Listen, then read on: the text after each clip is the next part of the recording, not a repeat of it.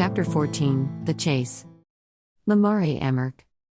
Trouble was what it was, to be almost found out for what you were. I was not a witch, but Dogen had it so close. If someone could write terrible things about the world and make it happen, was it not as close to what being a witch meant? I ran away because I could not let Dogen catch me. My plans with Kino were still blurry. He had just suggested a place for us to hide, and the gods must have been toying with me for allowing my son to set foot in Nivedan. Why would Kino suggest a place that was known for having ghosts? Nivedan meant a lot to me, and well, to Kino, too. The province was part of his heritage, but I did not have the courage to tell him that. Now, Dogen coming after me was something I was not prepared for. I thought that his huge frame and slow movements made him lean towards the soft, simple side. I guess I was wrong. Does this mean that he had been listening to my conversations with Wind? Was that why he accused me of being a witch? I pulled my skirt up and ran faster. I scanned the cottages nearby and searched for somewhere to hide, mindful that Dogen could still be pursuing me. But where should I go? Somehow, I had known that a time like this could happen, and that was why I always told Kino that in case of such a situation where we were to part, we would find each other by visiting the cottage every now and then looking for hidden messages we would leave each other. This has been clearly spelled out. I hoped that Kino would see the signs that there had been trouble at home and that I had no choice but to run away. The nearest town was Bulaknin, and that was where I would go to lose my pursuer. There were spans of dry land in the province, and the heat was so intense that most people covered themselves with layers of clothing to hide from the sun. If I could do the same, Dogen would have a hard time looking for me among the sea of faces. Oh, Kino, I hope to see you soon. Why did I send you to school today? I should have let you stay at home and make plans with me instead. Please, watch for signs of trouble inside the house. I prayed he was keen enough to see them. I passed by the Akea trading market and grabbed a leather skin pouch from a stall. I was so swift that the vendor did not see me at all. At least, I would have something to store water in. I could get water from nearby creeks. I would need to survive Dogen. But what do I do with him? What would happen if he caught me? If he brings me to the Kanelin Palace, nothing untoward will happen to me because Wind would not like my secret divulged. He was in too deep on this. If I don't convince Dogen to hand me over to the Emperor, it could mean either my death or his. And I am willing to bet that it is I whom the Emperor would spare. It was also quite difficult to explain what Dogen's intentions were. When I thrust out my arms to him, he looked confused, like he did not know what to do. That could only mean that maybe he really had no notion about what to do once he caught me. But this uncertainty for me was more dangerous because it meant I would not be able to plan. I cannot let myself be caught by anyone, especially now that I still have yet to figure out a way to loosen Kino's power. To remove the bind on Kino's power, I would need Wind. My ability was not entirely mine now, and I would need Wind to make what I would write come true. I shivered at the thought, and it was challenging to keep my brisk pace. I had to leave a false trail for Dogen and trick him into believing that I went south. Once Dogen follows the false trail, only then would I begin my journey back home to my son. If I do not make it home in a fortnight and submit my dues to the Emperor, he would think that I have run away from him and Kino, and I will be in peril. I saw a fountain nearby, and I stooped to fill my leather pouch. I drank from it and filled it up again. All the while, I had my eye out for Dogen. He could be anywhere. It was a good thing that he was so large, it would be impossible for me to miss him even in a place as crowded as this market. I refilled the leather skin again and tied it to my belt. Just then, a huge frame blocked my sight from the other side of the market. It was Dogen. He looked around until our eyes met. My heart thumped against my ribcage as I started sneaking away. From the corner of my eye, I saw him moving fast to get to me. I passed by several crates of oranges, ducking behind them to hide from Dogen's line of sight. Then as I jumped over a cart full of cabbages, I saw him to my right. I hit the ground with a loud thud and feared for my ankle. Thankfully, it was not broken. I stood up slightly, wincing from the pain but kept running. When I reached an opening, I found a man standing along the road, holding the reins of his horse. He was dealing his produce with a fellow trader. I had to risk it. In an instant, I ran towards him and yanked the reins out of his hand. In shock, he let them loose. I hastily climbed up the bay and kicked its buttocks with all my strength. In no time, I galloped away, leaving the man yelling after me. "Thief!" he shouted. I prayed that I would not get caught. At least not yet. A witch and a thief. These words would surely send me to the dungeons for a long time. I kicked at the horse to make it run faster.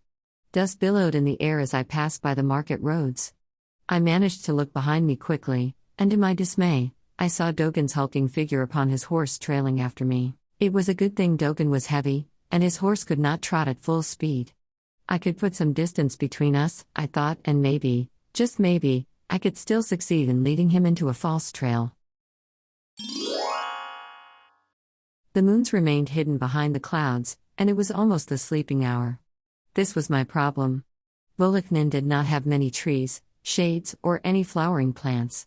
Why did I ever choose to run away here? I did not know the terrain well enough, save for what I read in the palace library's books. The people of Bulaknin were dark-skinned and were quick in their movements. I would surely stand out. This was a mistake.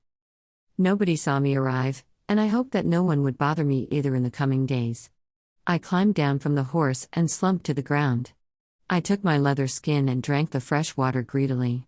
I looked at my bae and felt sorry for her. She must have been as thirsty as I was. I stopped drinking and moved closer to her, whispering against her ears to soothe her before sparing her some of the water. In a while, I would get her some leaves to nibble on. I managed to find a tree that had branches low enough for me to reach. I pulled some leaves off its branches, the young ones, and fed the horse. She hesitated at first, but when I forcefully put one leaf inside her mouth, she changed her mind about the leaves. Perhaps sensing my distress, she cooperated afterward. There were no signs of people where I camped, if it could ever be called a camp. The distance to the town proper was a long way to go, but I could not keep running. Both the horse and I needed to rest. I removed the scarf from my neck and laid it on the ground.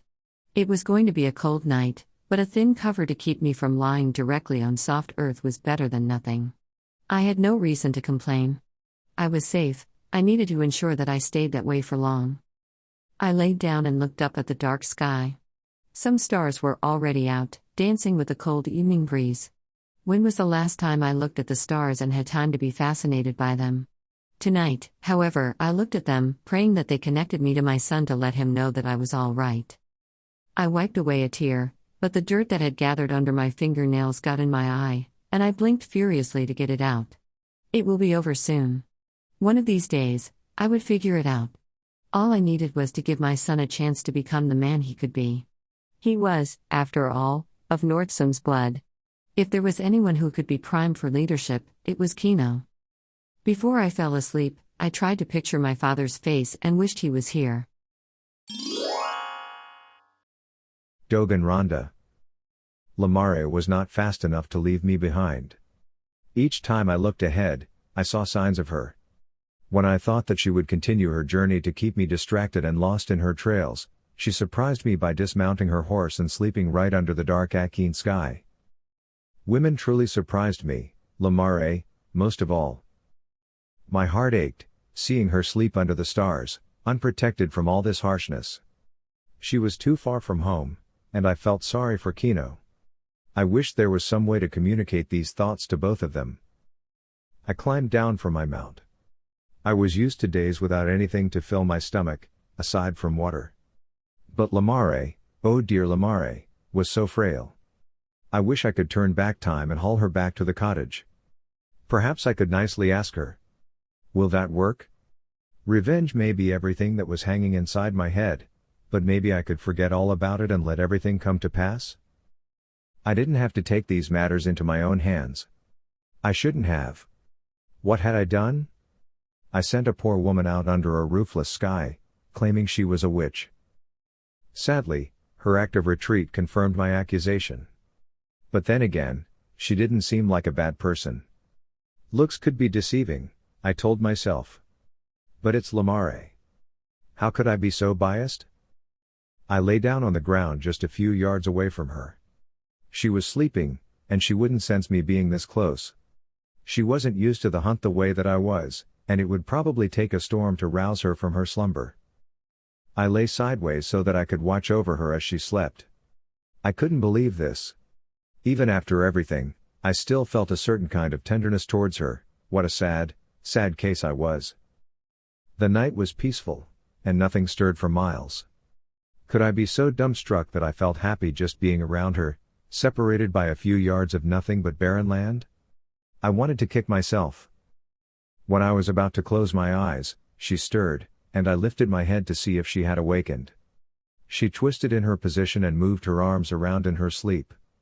I sat and watched, waiting for a moment that would require me to run to her and protect her, but none came. She stopped moving about and slept quietly again. I lay down and closed my eyes, desperate to sleep this time. Kino Amark. I was used to waking early in the morning because the darkness outside the cottage brought me comfort and opened my mind to writing. It was my favorite time of the day to work on the scrolls. That moment when I was alone in the waking world, and there was no one to disturb me from whatever I wanted to do. I sat up and felt the breeze seep through my clothes. I shivered. It was good that my thick, curly hair kept my head warm. I looked around and shook when I caught sight of someone not too far away from me. I could not mistake it for the shape of my bae.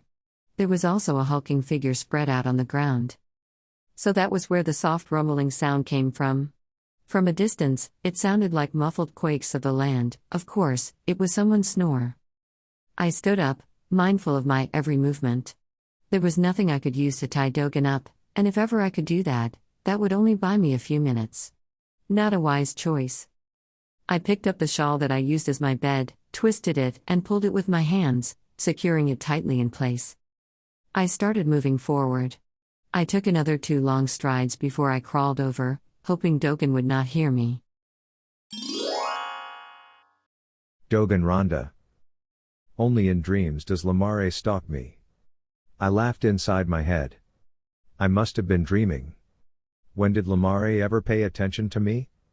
Even when I was chasing her, it felt as if she could so easily shrug her shoulders and ignore me. Like I was not a threat at all. I was running inside my head and chasing butterflies, and Lamare was on the other side of the field, laughing and enjoying the moment with me. Chasing butterflies? Gah! What was wrong with my dream? I'm as soft as a little lad, that's what I am. Then I slapped my cheek as a mosquito bit me. I scratched it without opening my eyes because I wanted the dream to go on a little longer. It was the only place I could be with Lamare. I would do anything to hold on to it. But then I felt my hand being pulled up, one side at first, then the other one. A soft cloth was used to bind my hands. Was I still dreaming? I had to know. I opened my eyes and found my perpetrator, Lamare. Why did she have to attack me and tie my hands? As if breaking loose from these would be hard for me. But I watched, fascinated by her graceful movements as she tied me up. Then she hauled me up, which I had to help her with. I sat up. She yanked my arms backward, and I had to yelp. Easy, I said. One word and you're dead, she said as if her threat scared me. It didn't. Lamare, what are you doing? Shut up. Please untie me. Stop talking, she said with so much edge that I stopped in mid-sentence and decided just to continue watching her. She moved in front of me with agitation and spoke in a dialect that I did not understand. Then she stopped in front of me and knelt. Dogen, I don't know what I ever did to you, but please, once you get out of these, count up to 100, 1,000 even, before you chase me, she pleaded. She stopped, and I felt sorry for her. I'm not a bad person. You don't know the entire story, she said in between sobs. I believed her, but my eyebrows shot up all the same. From behind me, I thumbed the knot and used all my fingers to loosen it. The knot was so flimsy that even a child could shake loose out of it in under a minute or two. Lamare stood up and ran towards her horse. She mounted, but before she could gallop away, I was already beside her. Why? I demanded, holding her by the arm. I told you to count 1,000 before you run after me. Why do you have to chase me? I stood frozen. Women. It's so customary for them to turn the tables. Because you killed a lot of people. Because a lot of Derellans died, I said, pausing briefly. And I remembered what I read from your scroll. Her eyebrows rose, and she shook her head in frustration. It wasn't my fault, Dogen. I couldn't be solely accountable. She paused in distress. Are you going to arrest me? I listened as she said those words in agony. She was in the gray, too, just like me. I don't understand, my lady. How could you be so heartless? I asked, unable to hide the distress in my voice.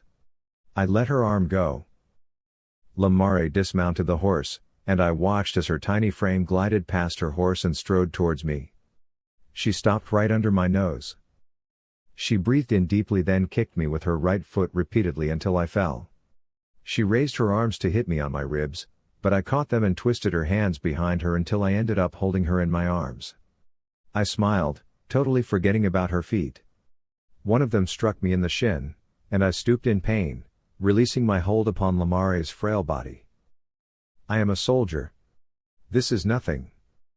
I grabbed her again, and this time, I was more aware of her movements. I blocked each one until I pinned her down. Why was it so difficult to tackle such a tiny woman? This time, I didn't let myself get lost in the moment, not even to smell her hair. Lamare, take it easy. Stop fighting, and I promise I won't hurt you if I find no reason to. She sagged against me, breathing loudly, but this time, she made no move to argue or escape. Lamare Amark. I thought that a few months of training in the palace grounds under the watchful eye of a war general when I was younger prepared me enough for hand-to-hand battle. I was wrong. Dogen was a strong man, and I should have never engaged him in combat. It was ridiculous for me to believe that I could bind him without waking him up. Now, I was sitting in front of him, and he was watching my every move. Ask, I said. Dogen shifted in his seat and seemed to think things over in his head. This early, with the light still hiding from the clouds, his face looked strangely pleasant. Was it the haircut, or was it because the shadows left the scars in his face obscured? Why do you keep visiting the Emperor? What do you do for him? Tough one to answer. I write for him. He pays me. Better give him short answers so he would not have much to think about. What you write, they seem to come true. Are you a seer? No. He sighed, maybe in relief. What's your power? Why do you always go to the palace? You've asked that already. Writing is my power. I used to be able to write things that I wanted to come true. He shivered. For a man so huge, shivering did not suit him. At least it was a sign he was like me, too. With that face and his size, sometimes it was difficult to imagine him to be anything but a palace soldier. What changed? Something. Love. I thought about Kino and remembered him. Love changed everything for me, I said. He gaped at me, and if I was not mistaken, he was blushing behind those deep scars. After a moment, he tipped his head as though to accept what I had said. I don't know how it all fits, but I honestly don't understand what happened in Direla. The flood and the scroll. You have to admit that they are too coincidental, he said. I did not want to write about the flood, but the Emperor's instructions to me were clear from the very beginning. Write what he wants, or I would lose Kino. The Emperor, my former husband, still had a hold on me. Help me to understand. Imagine this, I was out there swimming in the flood, saving Direlans with each stroke of my arms. Then someone told me that it had been the 4th day since the flooding started. Suddenly, it came back to me, your last visit to the palace. He paused and looked at me. The parts of the scroll that I read. What am I to make of all these aside from concluding you're a witch? This is why I never let anyone read what I write. I have told you enough of what needs to be said. I barely know you, and I already trusted you enough to share with you what my power is. Don't require more, please. I will not explain myself any further, Dogen. I said this carefully because I was unsure if he would let me go afterward. You can easily kill me if you want to, but I promise you I will give a decent fight. And when you're about to slit my neck, remember that I have a child. He blinked. All right, he said. Then he stood up. I will not tell anyone about what I know now, but we'll have to travel together. He started to saddle his horse. I breathed in relief. This man was unpredictable. I would run away from him when I got the chance. He did seem kindly in a most unusual manner, but could he be trusted after he pursued me all the way to Bullocknin? No. I did not think so. I stood up and saddled my horse. At least we both would not have to ride too hard now.